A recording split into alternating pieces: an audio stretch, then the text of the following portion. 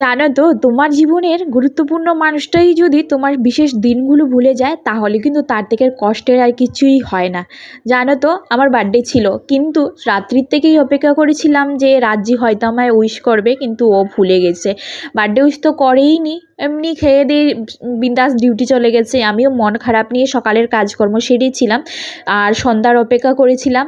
তারপর দেখলাম যে না, সন্ধ্যার সময়, দিনের বেলা আমাকে না দুপুরবেলা উইশ করেও ছিল, সন্ধ্যার সময় সুন্দর একটা সারপ্রাইজ দিয়েছে। মানে আমি শুয়েছিলাম, তারপর কেক টেক এনে রেডি উডি করে আমাকে ঘুম থেকে ডেকে তুলেছে। আর তারপর আমরা সবাই মিলে কেক কেটেছি। আমি আগেই কেটে নিয়েছিলাম কেক, তারপর একটুখানি ভিডিও করার জন্য কাটছিলাম। তবে হ্যাঁ, কেক কাটার পর আমি কেক খেয়েছি, পাশের ঘরের দিদিদেরও দিয়েছি। ততক্ষণে বর দেখো এখানে একদম সুন্দর করে শুকনো শুকনো চিকেন করে নিয়েছিল। আর এই সুন্দর সারপ্রাইজটা আমার খুব বেশি পছন্দ হয়েছিল। আসলে আমরা না খুব বেশি কিছু চাই না, এই ছোটো ছোটো গিফটগুলোই আমাদের একদম মনের একটা গভীরে থেকে যায়।